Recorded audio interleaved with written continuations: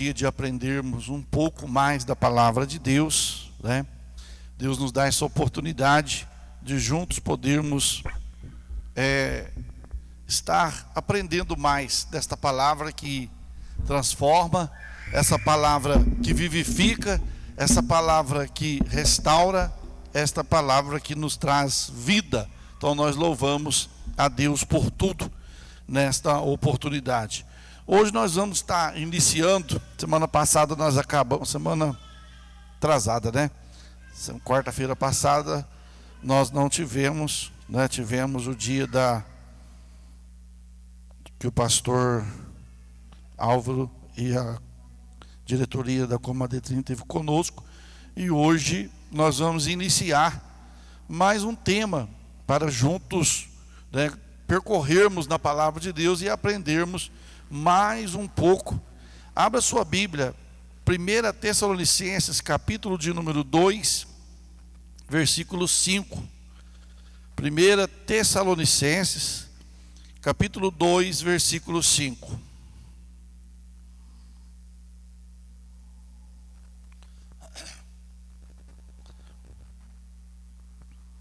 A palavra de Deus assim nos diz: porque bem sabeis, nunca usamos de palavras lisonjeiras, nem houve um pretexto de avareza. Deus é testemunha. 2 Pedro 2 e 1. 2 Pedro 2 e 1 é o outro texto que nós vamos estar juntos falando este assunto. 2 Pedro 2 e 1. E também houve entre o povo falsos profetas, como entre vós haverá também falsos doutores, que introduzirão encobertamente heresias de perdição, e negarão o Senhor que os resgatou, trazendo sobre si repentina destruição. Amém? Meus queridos, com este texto, nós pegamos esse texto que Paulo fala que não abusou da igreja de Tessalônica, né? Ele recebeu salários da igreja para manter a sua vida, o seu ministério, né? Pregando, ensinando. E ele diz que nunca usamos de palavras lisonjeiras com vocês, mas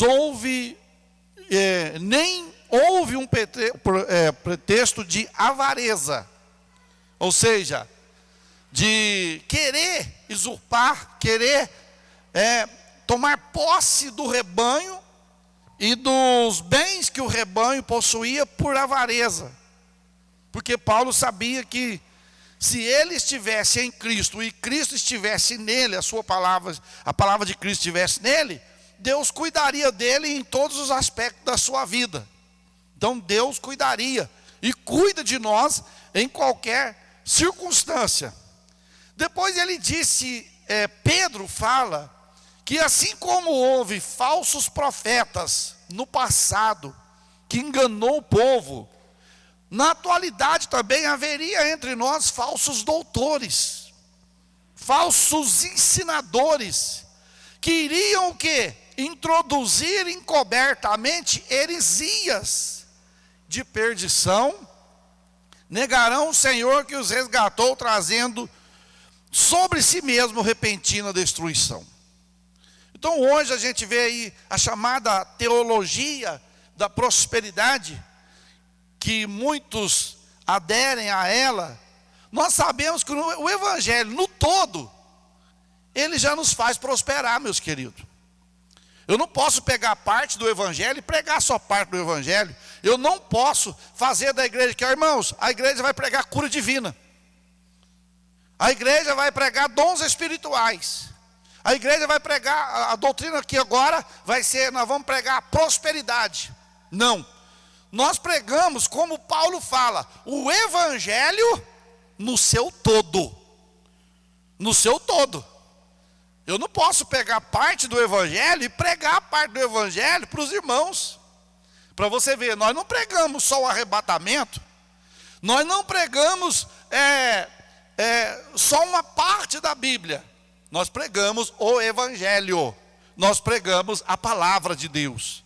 Então, nós sabemos que pessoas pregam o quê? Partes da Bíblia. Alguma parte.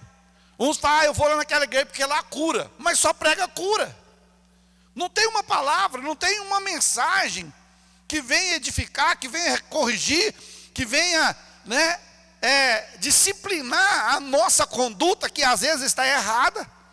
E a pessoa, não, eu quero ser curado. Então, quando olhamos para a palavra de Deus, nós pregamos o Evangelho no seu todo. E os irmãos sabem que toda doutrina, que todo ensinamento, existem princípios bíblicos que não podem ser alterados, que não pode ser disseminado, não pode ser apagado da palavra de Deus. Tudo tem, princípios. E o que nós vamos falar aqui é princípios bíblicos para honrarmos a Deus com as nossas finanças. Princípio bíblico. Não é princípio do pastor, é princípio bíblico para nós honrarmos a Deus com o que Deus nos dá. Porque o que eu tenho, o que você tem, o que você ganha, o que você recebe, é de Deus. É dele e para ele. Ele nos confiou uma mordomia. O que é mordomia? É o ato de ser um administrador de um bem que alguém lhe confiou. E Deus nos confiou algo. Deus confiou algo a cada um de nós. Deus não confiou só no pastor. Deus não confiou só no ministério. Deus confiou na noiva de Jesus. Deus confiou na igreja. Então cada membro em particular tem por obrigação de honrar a Deus, de temer a Deus, de obedecer a Deus. A introdução, nós vamos ler a introdução. O cristão é chamado para trabalhar, para ter com o que? Primeiro, prover para si mesmo e para a sua família. 1 Timóteo 5:8. Mas, se alguém não tem cuidado dos seus, e principalmente dos da sua família, negou a fé, e é pior do que o infiel. Olha aí, o princípio para a família. Se a pessoa casa, se a pessoa quer ter uma família, ele tem que trabalhar. Ou não? Ou ele tem como sobreviver se não trabalhar? Então, o cristão é chamado para trabalhar, para ter com o que? Prover para si mesmo e a sua família. É o que Paulo fala para Timóteo. Timóteo, mas se alguém tem cuidado, não tem cuidado dos seus, principalmente da sua família, ele é pior do que o quê? Do que o infiel. Negou a fé e é pior do que o infiel. Ou seja, ele se torna pior do que um descrente.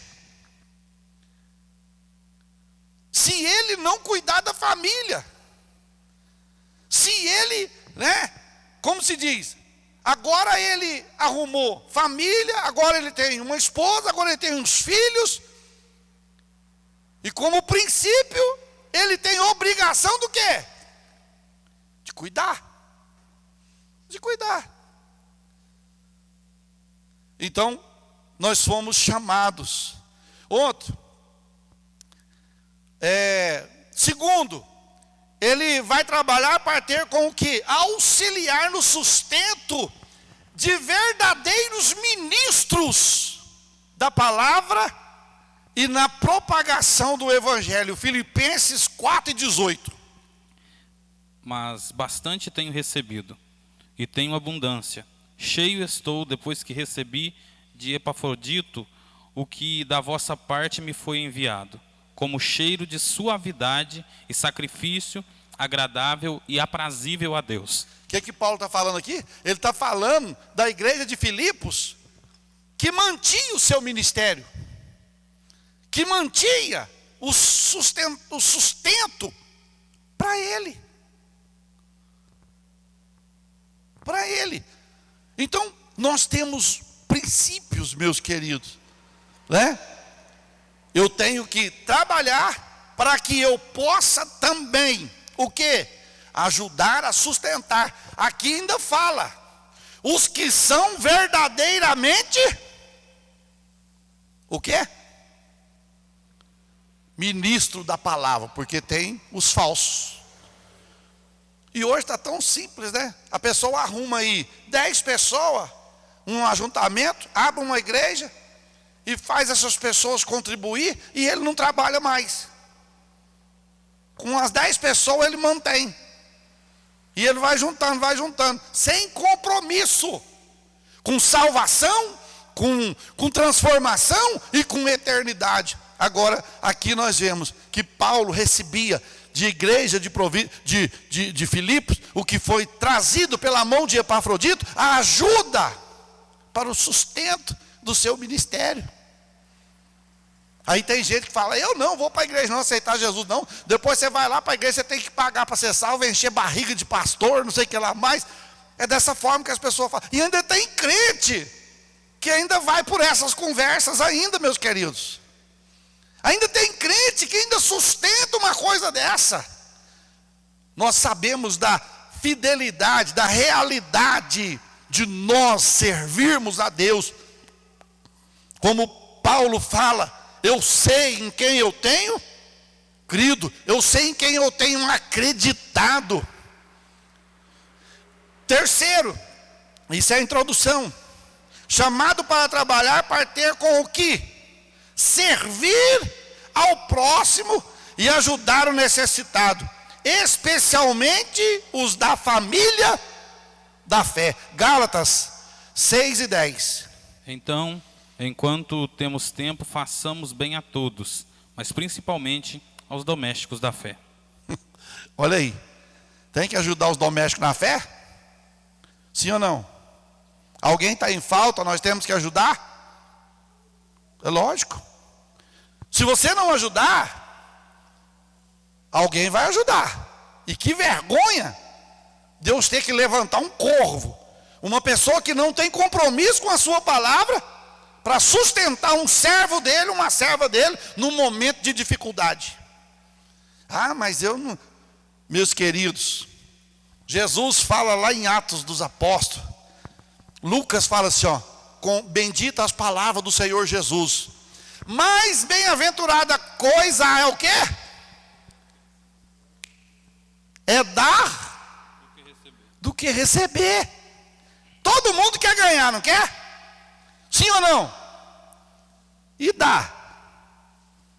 Na hora de ganhar, aleluia. Agora você vai doar. Tô que não. A pessoa sai fora. Todo mundo tem facilidade para receber. Só pega a parte do Pai Nosso. Venha a nós o teu reino. E na hora que precisa de nós, tô que não, pastor, tô fora. Quando vai fazer uma campanha, vamos supor, nós não fizemos uma campanha não é campanha, é uma oferta alçada que a Bíblia ordena, que a Bíblia dá direito de fazermos, vamos supor, num caso de uma construção, nós estamos construindo a igreja, e faltou material, e nós precisamos urgente, irmão, nós vamos levantar uma oferta alçada aqui agora. Aí quando você mira para um lado, a pessoa, ela vira, e o medo, e nós, irmãos, não podemos. Aqui fala, ó, o que Paulo fala aos Gálatas? Então, quando temos tempo, enquanto temos o quê? Tempo. Façamos o quê? O bem, para quem? A todos. Principalmente os domésticos na fé. Quem que é os domésticos na fé? Os de casa. Você vai largar de ajudar um servo de Deus, um homem de Deus, uma mulher de Deus, para ajudar lá fora? Primeiro socorros de casa. Depois, tendo condições, socorro de fora, mas primeiro é os de dentro. Primeiro é os de dentro de casa. Então nós vamos aqui. Primeiro princípio, para honrarmos a Deus com nossas finanças, é saber que Deus, Ele é o quê? A fonte. A fonte. Se eu não tiver esse princípio na minha vida, de que Deus é a fonte de todas as coisas, eu não vou chegar a lugar nenhum. Olha aí, precisamos entender que Deus é a fonte. É de Deus que vem todas as coisas que nós necessitamos, inclusive as materiais, ou não? Então Ele é a fonte. Se eu quiser honrar a Deus com minhas finanças, eu tenho que ter o princípio de que Deus, Ele é a fonte, de onde vem tudo que eu preciso, principalmente das coisas materiais. Irmãos, você já parou, eu já falei aqui várias vezes em alguns estudos, você já parou para fazer o cálculo um dia na sua casa? Quanto que um ser humano come por dia? Uma pessoa, meio quilo? Entre almoço, já dá 1 quilo, né, até de tarde. 1 quilo de alguma coisa, por dia. Ou não? Gasta ou não gasta? 1 quilo de pão, comida, arroz, 1 quilo por dia. Agora, nós somos quantas pessoas na Terra? 7 bilhões. Agora, se cada um come 1 quilo, dá quantos quilos? Não dá 7 bilhões de quilos? Se cada um come... Irmão, agora você pega um montante de 7 bilhões de quilos e põe tudo num lugar só. É esse Deus que nós servimos. E outra, não é só um dia. Aí você calcula esses 7 bi de quilo de comida por dia, para sustentar a terra, isso é por dia. Aí você calcula por mês. Depois você calcula por ano. A terra está produzindo. A terra está vindo. Então Deus, Ele é o quê? E outra, olha aqui. A água. A água. Vamos supor, entre banho, escovar dente, lavar rosto e lavar roupa, numa casa, gasta aproximadamente 500 litros de água por dia. Vamos pôr 500, mas gasta mais. A média. 500, agora você multiplica 500 litros por 7 bilhões de pessoas. Quantos litros d'água por dia? Isso aí sem contar aqueles que ainda vai lavar carro, aqueles que vai lá, as empresas. Irmão, é muita coisa por dia. Então Deus, Ele é a fonte de tudo. Tudo vem dEle. Tudo vem dEle e é para Ele. É dEle. Você fica vendo as pessoas aí. Eu tenho 1.200 fazendas. Eu tenho 5 milhões de alqueires de terra. Tem nada. A única coisa que ele é, administrador. Ele morre, acaba e pronto. Está tudo na mão de Deus. Quantas gerações já passou? E tudo está na mão de Deus. Vamos lá. Olha para você ver. Nós precisamos entender que Deus é a fonte. É de Deus que vem todas as coisas que necessitamos, inclusive os materiais. Filipenses 4:19. O meu Deus, segundo as suas riquezas, suprirá todas as vossas necessidades em glória, por Cristo Jesus. O meu Deus, segundo o quê? Ele é rico? É rico, irmãos?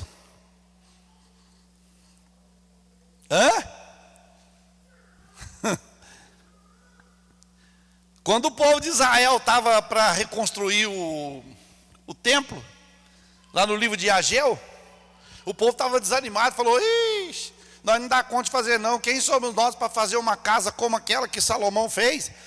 Ixi, nós não tem dinheiro, nós não tem condições financeiras. Aí Deus pega a palavra, Ageu 2:8, fala assim, ó, ei, diga para eles que minha é a prata, meu é o ouro, diz o Senhor dos exércitos.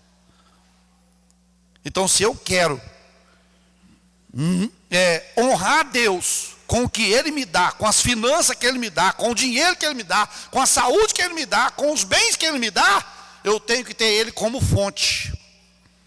Deus tem que ser a minha fonte, eu tenho que estar ligado, eu tenho que estar lá nele.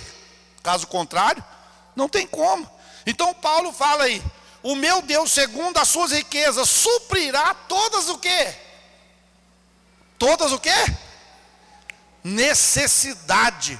Aqui, irmão, necessidade não é somente espiritual. A necessidade emocional, sentimental, material, em todos os aspectos, Deus está pronto para nos fazer prosperar pela sua grandeza e pelo seu poder. E ele ainda diz, as suas necessidades em glória por Cristo Jesus. Provérbios, capítulo 8, versículo 20 e 21. Faço andar pelo caminho da justiça, no meio das veredas do juízo, para que faça herdar bens permanentes aos que me amam, eu os encha os seus tesouros. Olha aí, meus queridos, se Deus é a fonte, olha o que Deus usa Salomão para falar. Faça andar pelo caminho da justiça, no meio das veredas do juízo, para que faça herdar bens o quê? Permanente. Bens permanentes aos que me amam. Você ama a Deus? Você ama a Deus? Então Deus vai te fazer herdar bens permanentes. E ainda vai dizer ainda, ó, e encha os teus tesouros. O problema é que na hora da dificuldade que Deus quer nos provar, para ver se estamos fiel a Ele, nós fugimos, nós acovardamos. Irmãos, nós vamos chegar lá na frente, que às vezes a coisa aperta, e nós não sabemos orar, e não sabemos confiar em Deus. A gente prefere confiar, ir lá no banco, tirar um empréstimo, e pagar aquilo, para depois a bola de neve, fazer o quê? Aumentar. E Deus dizendo, meu filho, creia na minha providência, se eu sou a tua fonte. Só que Deus, meus queridos, Ele não vai interferir em coisas banais, que eu gastei dinheiro em coisas banais. Deus não vai interferir.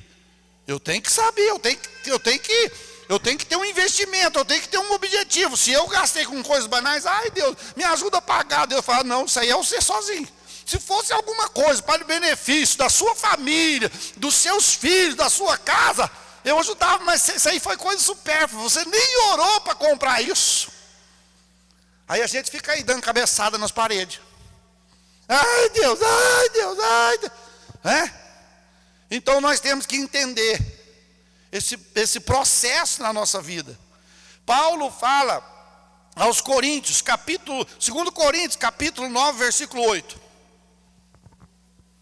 E Deus é poderoso para fazer abundar em vós toda a graça, a fim de que, tendo sempre em tudo toda suficiência, abundeis em toda boa obra. Olha aí, veja bem, meus queridos. Paulo fala, irmãos, e Deus é poderoso para fazer vocês abundar em toda a graça, a fim de que, tendo sempre, em tudo, toda suficiência, abundeis em toda boa obra. Deus é suficiente para fazer nós abundarmos nos objetivos da nossa... Pastor, mas por que eu não estou conseguindo? É porque, meus queridos, muitas das vezes nós não estamos tendo Deus como a fonte, ou às vezes nós estamos tendo Deus como a fonte, mas nós estamos aproveitando da vontade de Deus e estamos passando na frente de Deus com algumas atitudes, com algumas ações, e depois nós... É igual eu já vi pessoa que de reclamar do seu cartão de crédito. Ah, o diabo, eu não sei o que, o diabo. O diabo não pega cartão de crédito. O diabo ele é espírito, ele não vai chegar lá na loja e comprar. Ou vai? Olha, eu vim comprar aqui no cartão do fulano aqui lá da igreja. Como é que é o seu nome? Satanás. Ele vai? Ou não? Ele vai lá na ficha, lá no mercado. Qual que é o nome da ficha? É do fulano, é 3384. Ah, é isso mesmo. O que você quer? Quero vela, galinha preta, eu quero. Ele vai lá comprar, irmãos? Quem que compra? Quem que compra? Quem que compra? Pode falar. É nós. É nós que compra. Aí depois começa a perder os cabelos, branquear os cabelos. Ai, meu Deus, o que eu faço? E agora? Deus abre as portas. Eu falei, meu filho, não posso abrir não. Se eu abrir, eu vou estar dando corda para você. Então eu quero encurtar a sua corda. E para encurtar, você vai ter que sofrer. Então é por isso que tem hora que nós sofremos. Nós sofremos. Isso, irmãos, não é teologia da prosperidade. A teologia da prosperidade distorce a verdade bíblica de que Deus é dono do ouro e da prata, buscando sujeitar o Senhor do universo a um servo de nossos caprichos. Quantas pessoas que faz isso, quer fazer isso com Deus? Oh Deus, se o Senhor não fizer, o Senhor não é Deus. Se o Senhor não fizer. Assim que eu estava começando a pastorear, 1996, chegou uma pessoa congregar comigo, de lugar longe. Aí ele chegou um dia para mim, pastor, ele tinha um bigodão, e chegou para mim, pastor, o senhor vai ter que pôr Deus na parede para as coisas melhorar aqui. Eu falei, meu Deus do céu, quem sou eu para pôr Deus na parede? Pôr Deus na parede é dizer, irmão, ou o senhor faz ou eu desvio. Aí Deus vai, então desvia. Porque Deus não é Deus para realizar os nossos caprichos. Ou é? Deus vai ficar realizando capricho dos outros? Como se Deus fosse um empregado, como se Deus fosse servo.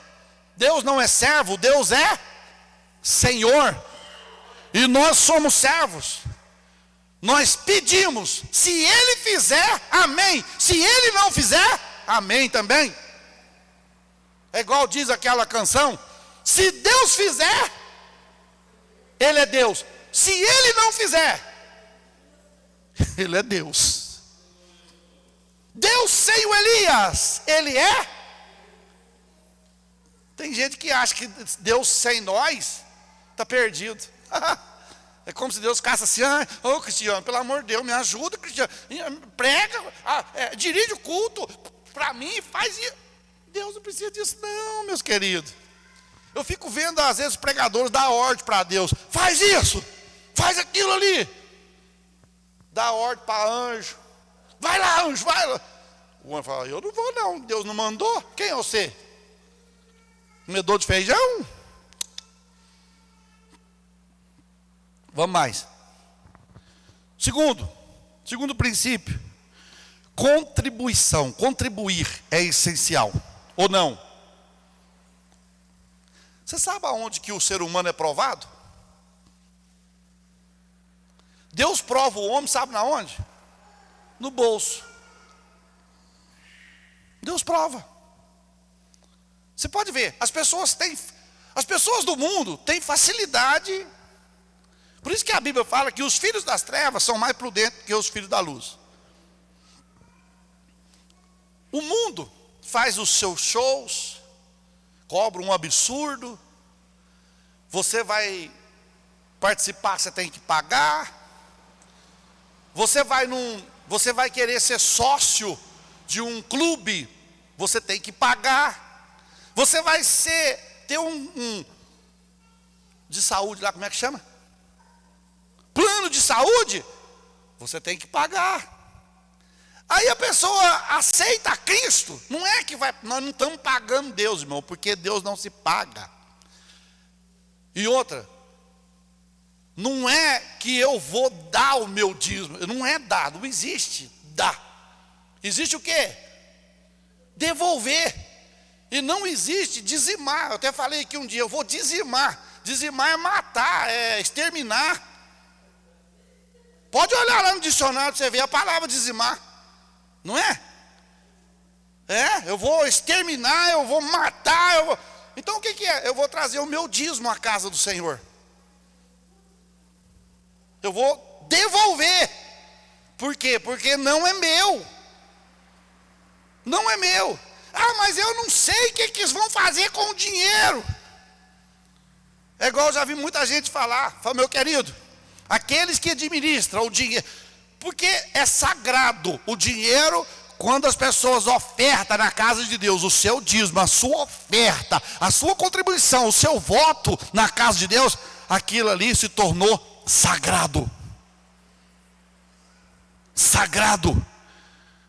E maldito aquele que comer do sagrado indevidamente. Ou seja, aquele que usa, é mal, a Bíblia fala que é maldito. O que é maldito? Está debaixo de maldição. Debaixo de maldição. Então, a pessoa fala, mas eu tenho que contribuir para... não. Aí vive sofrendo, porque não tem coragem de devolver para Deus, de trazer para a casa de Deus, porque a Bíblia não manda eu buscar, manda trazer. Não fala assim, pastor, vai lá e busca. Não, a Bíblia fala, membro, traz. Vai lá aqui, trazei. Se é trazer, a não ser aqueles que não têm condições, que estão doentes, que estão enfermos, que às vezes nós precisamos. Pastor, o senhor pode passar aqui para pegar minha contribuição? A gente passa, o tesoureiro passa, outro passa. Mas no caso de eu chegar lá, irmão, o dízimo está pronto aí? Já recebeu? Não. Você tem que partir de quem? Dele. É o princípio de contribuir na casa de Deus. É essencial. É essencial. Por quê? Ai, Jesus. Quem aqui não nasceu dentro da igreja, não é dentro da igreja, um modo de dizer. Quem não nasceu cristão, crente, não nasceu, foi do mundo, que vai entender o que eu quero dizer. Converteu depois que o mundo sugou bastante, né? Aí converteu. Quando você estava lá no mundo, você tinha um gasto horrendo, horroroso.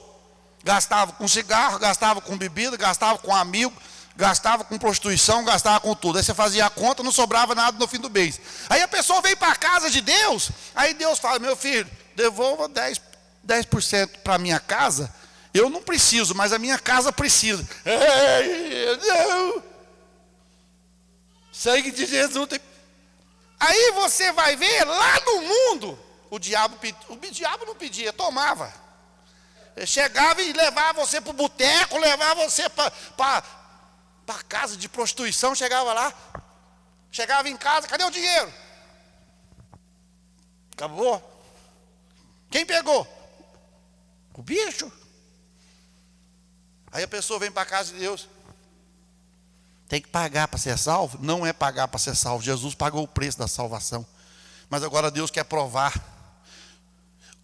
se eu amo a Ele, se eu amo a sua obra, ou se eu quero ver a igreja fechada, se eu quero ver missionários voltando para trás, porque não tem condições de sustento, e a culpa não é de Deus, a culpa é nossa, que brecamos a mão, amarramos a mão, enquanto isso os filhos das trevas vão só progredindo, crescendo.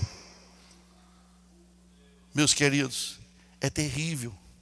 Então veja bem, Deus nos chama para sermos generosos, confiando que Ele nos sustentará.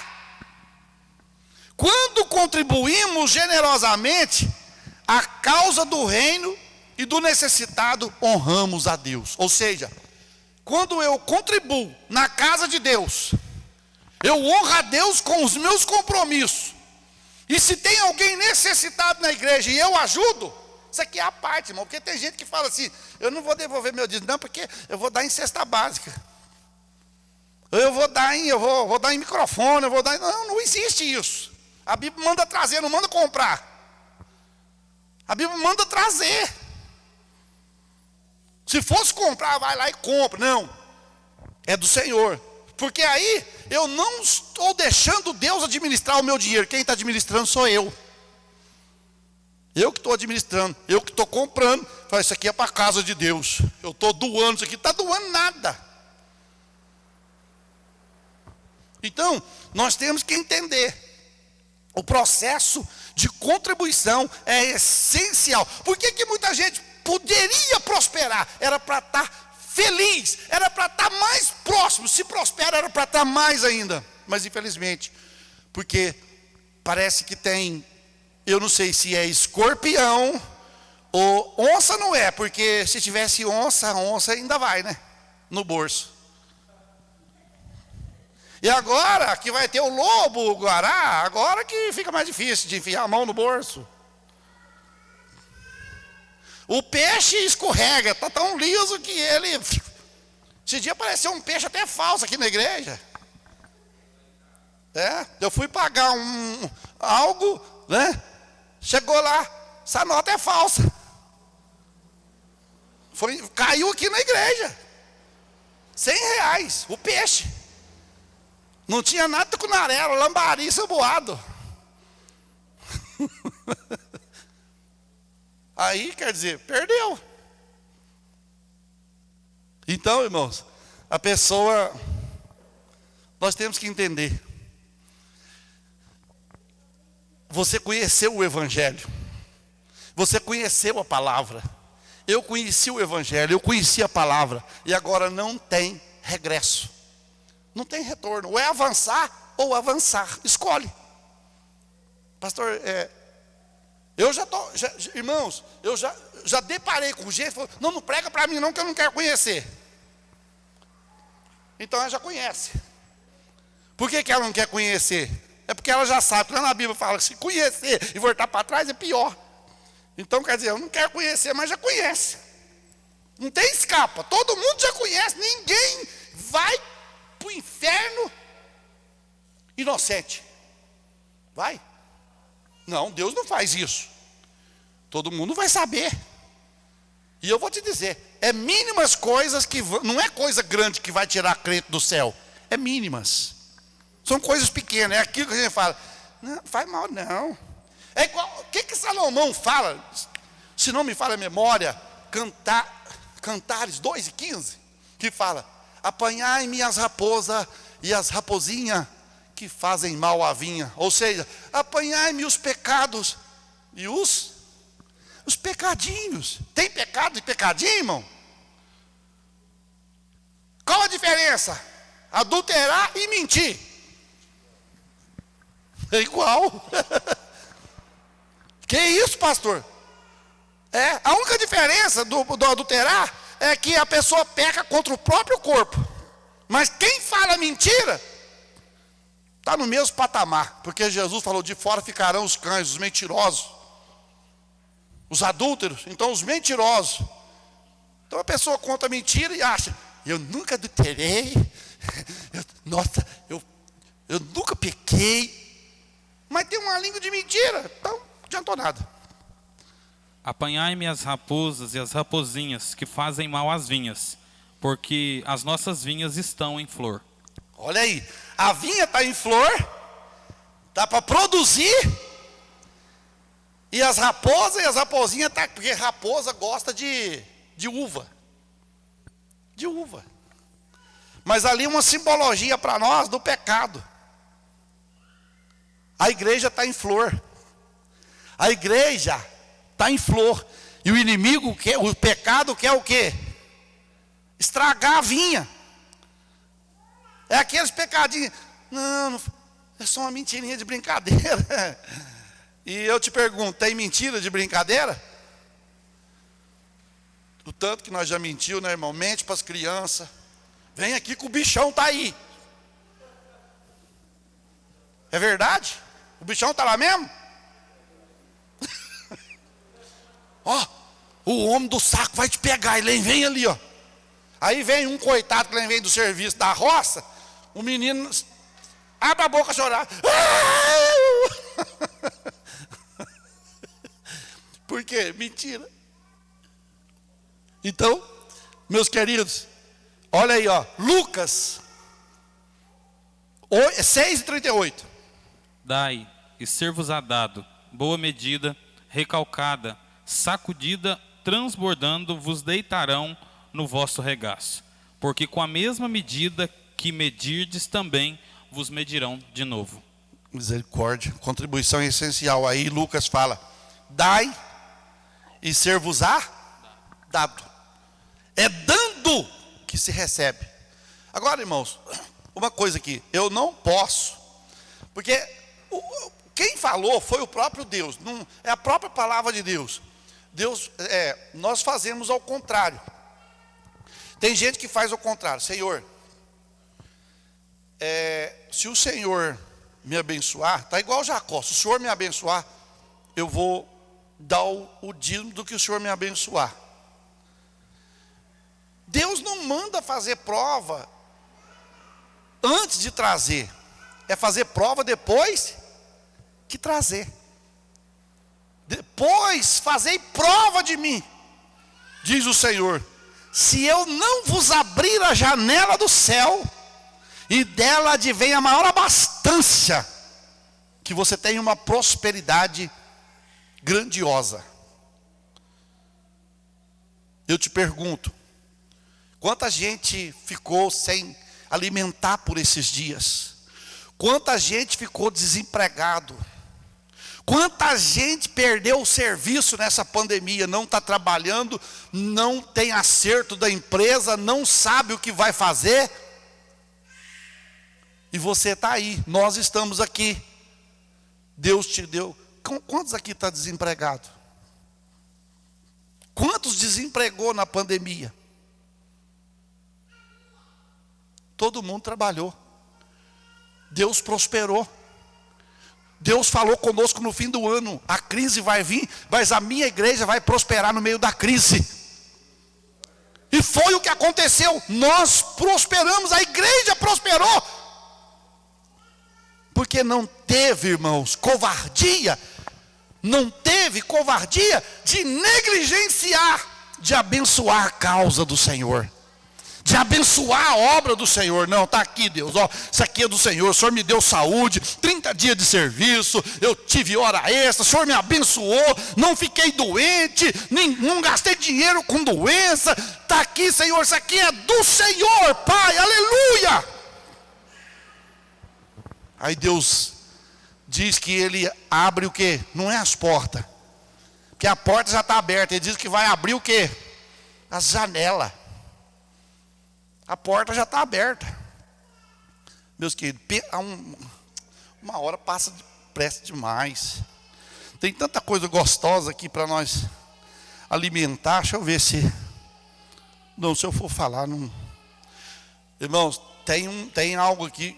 Não perde não, irmãos. Ó, segundo, nós falamos aqui, contribuição essencial. Terceiro princípio, viva com margem. Quarto princípio, economize. Fica de fora, não, vem aprender que você vai... A nossa vida vai mudar, irmãos. Eu tenho certeza que no aspecto financeiro, nós vamos ter administração para melhorar a nossa vida. Dentro da palavra de Deus. Sem eu fazer promessa aqui, irmão, venha para a campanha que sexta-feira é a semana da chave de ouro, é a semana da chave da tua casa, da tua caminhonete. Eu vou mentir se eu falar isso. Deus pode dar isso? Pode, lógico que pode. Mas eu não vou ficar fazendo propaganda de uma coisa que Deus não falou para mim.